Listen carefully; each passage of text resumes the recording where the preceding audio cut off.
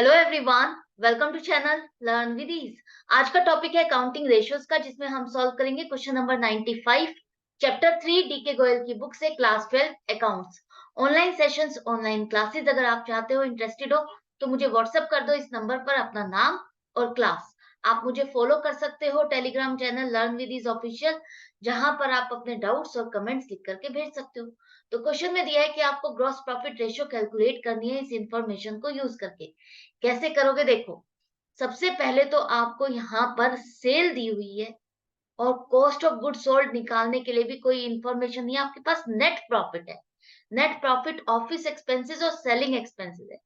तो आपको पता है ग्रॉस प्रॉफिट निकालने के लिए आप क्या करते हो, सेल्स में से जितने भी आपके डायरेक्ट एक्सपेंसेस होते हैं, जो आप ट्रेडिंग अकाउंट में लिखते हो, जितने खर्चे, वो सब आप माइनस करते हो, जैसे कि opening stock, purchases, carriage, wages, direct expenses, ये सब आप ऐड करते हो कॉस्ट ऑफ गुड सोल्ड निकालने के लिए, और माइनस करते हो क्लोजिंग स्टॉक, और ये आपका कॉस्ट ऑफ गुड सोल्ड आप सेल में से माइनस करते हो, तब आपको ग्रॉस प्रॉफिट मिल जाता है।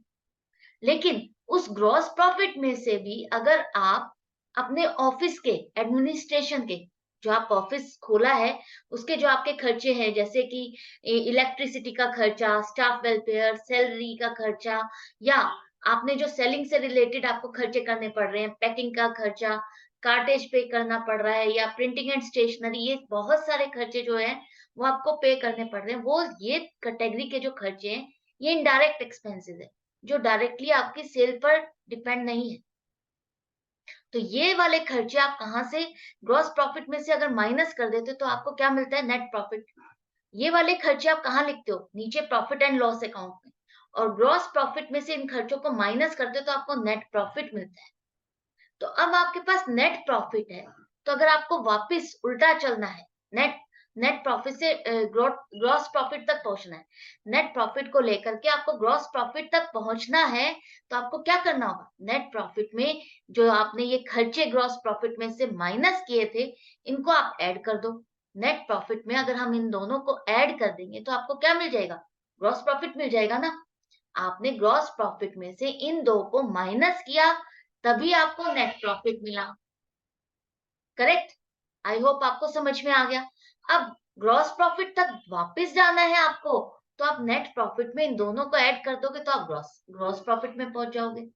यही है ना। तो अब आपको एक नई चीज और मिल गई, नया फॉर्मूला और मिल गया कि ग्रॉस प्रॉफिट निकालने के लिए आप net profit plus indirect expense को करोगे, तब भी आप ग्रॉस प्रॉफिट तक पहुंच जाओगे। करेक्ट है। तो अब आपके पास net profit 40,000 plus 20,000 office expenses plus selling expenses करो 36,000, तो ग्रॉस प्रॉफिट आ गया 96,000।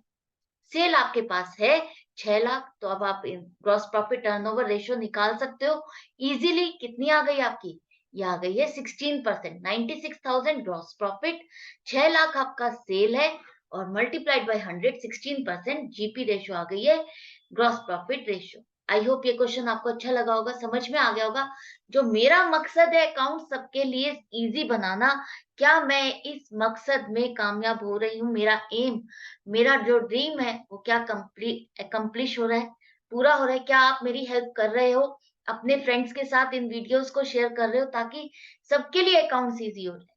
ये मत सोचो कि सबके लिए इजी हो जाएगा तो मेरे मार्क्स कम हो जाएंगे, नहीं, ऐसा मत सोचो। सिर्फ एक अच्छी वाइब्रेशंस के साथ किसी की हेल्प करोगे, तो हेल्प से हमेशा बेटर ही होता है, अच्छा ही होता है।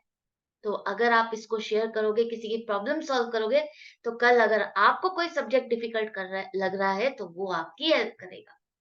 तो मिलती हूँ आपसे नेक्स्ट वीडियो में नेक्स्ट क्वेश्चन के साथ, लेकिन आपको अपनी प्रैक्टिस जारी रखनी है। Good bye and take care.